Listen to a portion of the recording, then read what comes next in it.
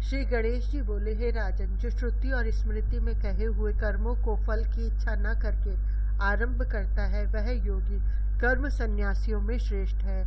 हे महाभुज, मेरे मत में योग प्राप्ति के निमित्त कर्म ही श्रेष्ठ है। योग सिद्धि की सिद्धि के निमित्त शम दम ही कारण है। इंद्रियों के निमित्त संकल्प कर कर्म करने वाला अपना शत्रु होता है, और जो इनकी इच्छा न कर कर्म करता है वही योगी सिद्धि को प्राप्त होता है। एकमात्र आत्मा ही आत्मा का मित्र और शत्रु है। यही ज्ञान होने से उद्धार करता है और यही अज्ञान होने से बंधन में डालता है, दूसरा कोई नहीं। मान अपमान, सुख दुख, साधु आप्त, मित्र अमित्र, उदासीन द्वेषी, मट्टी का ढेला और सुवर्ण इत्यादि में समान बुद्धि रखने वाला जितेंद्रिय ज्ञानी जितात्मा सदा योग का अभ्यास करता रहे जब तक उसको योग की प्राप्ति हो। तप्त हो, श्रांत हो, व्याकुल, शुद्धित, व्यग्र चित्त, अति शीतकाल व अति उष्ण काल, अग्नि, वायु और जल की अधिकाई वाला देश, जिस स्थान में ध्वनि व कलकल शब्द अधिक हो, गोठ अग्नि के निकट, जल के निकट, कूप के निकट, शमशान नदी भीति के निकट, और जहाँ शुष्क पर्ण का शब्द सुन पड़ता है, अति जीर्ण स्थान, चैत्य, बड़ी बाड़ियों में, वल्मीक, बाम्बई और पिशाच आदि युक्त स्थान में योग अभ्यास करने वाला योगी योगाभ्यास न करे। स्मृति का लोप होना, गूंगापन, बधिरता, मंदता, जड़ता, यह सब कुछ दोष अज्ञान से योगी को होते हैं। योगाभ्यासी को यह सब दोष त्याग करने चाहिए। इन्हें जो आलस्य करे वो अवश्य स्मृति लोप आदि दोष होते हैं। इससे उपरोक्त साधनों में योग साधन न करे। योगी सदा थोड़ा भोजन करे, बिना भोजन किए भी न रहे, न बहुत सोवे न बहुत जागे। इस प्रकार सदा योग अभ्यास करने से सिद्धि को प्राप्त हो जाता है। संपूर्ण इच्छा और कामनाओं को त्याग करे, थोड़ा भोजन करे, जागरणशील हो, बुद्धि से सब इंद्रियों को वश कर शनै शनै विराम को प्राप्त हो।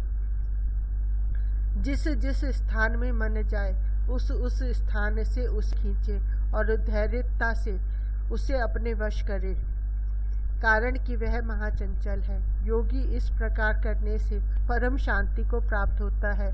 जो संसार को अपनी आत्मा में और आत्मा को संसार में देखते हैं। योग से जो मुझको प्राप्त